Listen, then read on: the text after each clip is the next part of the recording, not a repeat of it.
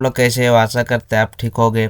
आज मैं क्लास 6 का साहित्य मेला हिंदी पार्ट 5 धानों का गीत। धानों का गीत, इसके लेखक कौन है? केदारनाथ सिंह। ठीक है। अभ्यास। अब देखो, वस्तुनिष्ठ वस्तुनिष्ठ प्रश्न। निम्नलिखित प्रश्नों के निम्नलिखित प्रश्नों के सही विकल्प को चुनिए। ठीक है। खेतों में धान उगाने को किस कवि के रूप में देखा जाता है? ठीक है। खेत का नंबर, खेत में धान उगाने को कवि किस रूप में देखता है? ठीक है। किस रूप में देखता है?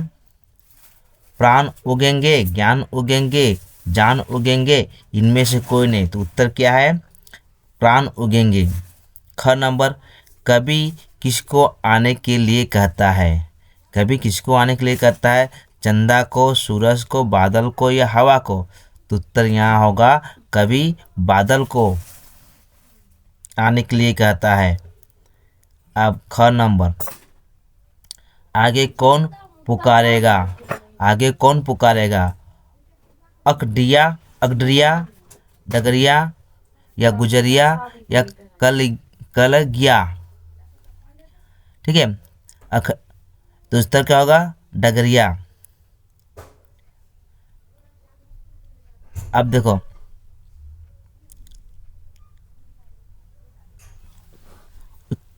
अब लघु लघु उत्तरीय प्रश्न। निम्नलिखित प्रश्नों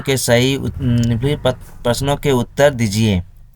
एक नंबर, कवि चंदा को किसमें बांधने की बात कहता है? कवि चंदा किसमें बांधने को बात कहता है? ठीक है। उत्तर, कवि चंदा को धान की कच्ची बालियों में बांधने की बात कहता है। गोली अगडरियाँ किसे पुकारेगी? गोली अकडरियाँ किसे पुकारेगी? यह गीली तब होगा, ये गोली नहीं, गीली होगा। ये है ना, गीली होगा। ठीक है। गीली अगडरिया संध्या को पुकारेगी। ठीक है। यहाँ पर गीली, एक मिनट रुको, एक मिनट रुक जाओ।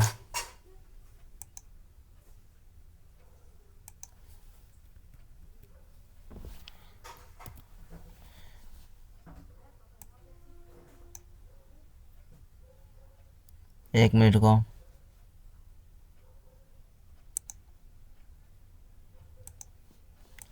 ठीक है। उत्तर है, गीली अगडरिया संध्या को पुकारेगी।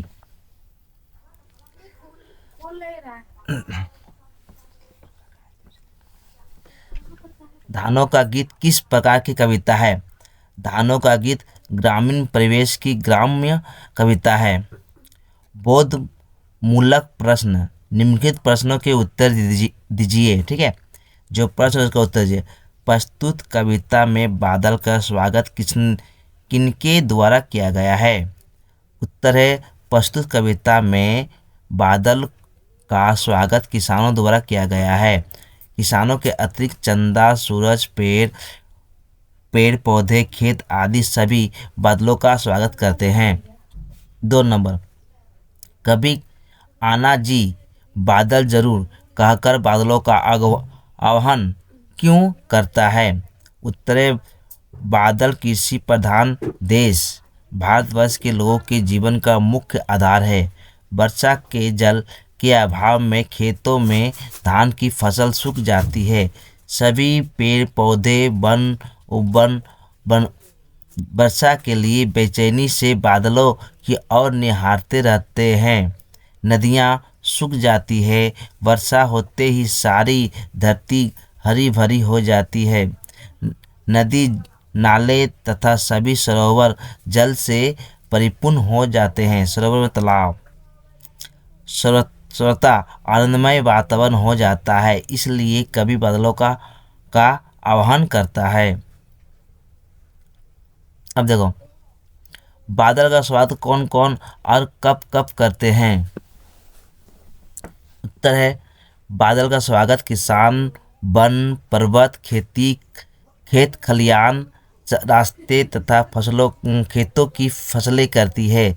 जब धरती वर्षा के अभाव में वीरान बन जाती है फसलें जल के बिना सूखने लगती है। गर्मी की ऋतु के बाद खेती करने का समय आषाढ़ का महीना आ जाता है, तो उस समय सभी बादल का स्वागत करते हैं।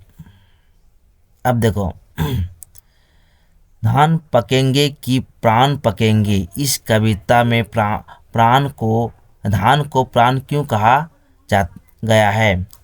ठीक है, फिर से पर धान पकेंगे कि प्राण पकेंगे, कविता में इस पंक्ति में धान को प्राण क्यों कहा गया है। उत्तर, प्रस्तुत कविता पंक्ति के माध्यम से कहा गया है कि अन्न ही प्राण है। अन्न के बिना प्राण की रक्षा नहीं हो सकती। धान के पक जाने पर लोगों के प्राण की रक्षा करने वाला अन्न तैयार हो जाता है। धान लोगों की जीविका का आधार है। धान पक जाने पर अर्थात धान की फसल तैयार हो जाने पर लोग प्रसन्न हो उठते हैं, इसलिए धान को प्रण कहा गया है। निर्देश अनुसार उत्तर दीजिए। अब देखो, ये लाइन है कविता का, इसको व्याख्या करना, उसको कौन कहता है। धूप ढेरी तुलसी बन डगरिए, धान दिए की बैर। ठीक है, धूप डेरे तुलसी बन डोगरे, धान दिए की बैर। सांझ घिरने पर कौन झरता है। सांझ मैंने संध्या, सांझ घिरने पर कौन झरता है। उत्तर क्या होगा, सांझ घिरने पर तुलसी बन कनेर तथा ज्वार झरते हैं। ऊपर की पंक्ति का भाव स्पष्ट कीजिए। यह पंक्ति दर्शाती है कि जब सूर्य की किरणें फैलती है तो तुलसी के पौधे के बीच प्रकाश फैलता है और धान के खेत पकने को तैयार होते हैं। इस दृष्टि के साथ दिए जलकर खुशियों और प्रकाश का स्वागत किया जाता है। यह पंक्ति प्राकृतिक कृषि और धार्मिक सुंदरता या आसमंजस्य को प्रस्तुत करती है।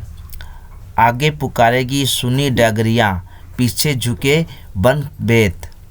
पाठ और कवि का नाम लिखिए। उत्तर,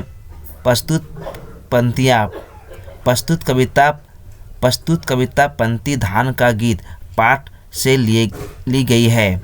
इसके कवि का नाम है केदार सिंह। ठीक है, अब सुनी डगरिया से कवि का आशय है। सुनी डगरिया से कवि का क्या आशय है, तो उत्तर है सुनी डगरिया से कवि का आशय है कि बादल के आने पर देरी होने तथा वर्षा ना होने से सब जगह वातावरण वीरान बन जाता है। कठिन गर्मी तथा धूप के कारण लोग घरों से नहीं निकल पाते, इसलिए सारे जगत सुनसान बन जाते हैं, कहीं चहल पहल नहीं रह जाती। अब देखो, बोधमूलक प्रश्न। ठीक है, ये क्या है, भाषा बोध। ठीक है, अब देखो भाषा बोध। प्रश्न क्या है, तद्भव और तत्सम। तद्भव से तत्सम बनाना है। तद्भव है उसको तत्सम करना। तद्भव क्या है, प्राण, ये प्राण हो जाएगा। ठीक है, चंद्र के चंद्रमा, खित क्षेत्र, यहाँ खेत होगा। एक मिनट को, खेत होगा, रुको एक मिनट, ठीक कहते हैं।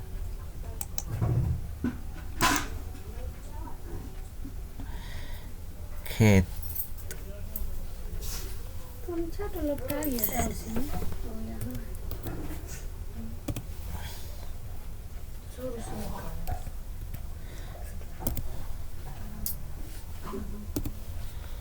सब खोल के दोगे ना, आओगे तब उधर से। अब देखो, खेत का क्षेत्र, सूरज का सूर्य। अब पर्यायवाची शब्द, कौन सा पर्यायवाची शब्द क्या हम लोग का है, बादल का मेघ, घन जलद।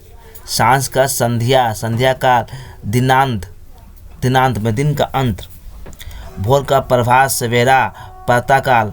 वन का कनन, जंगल, अर्यन।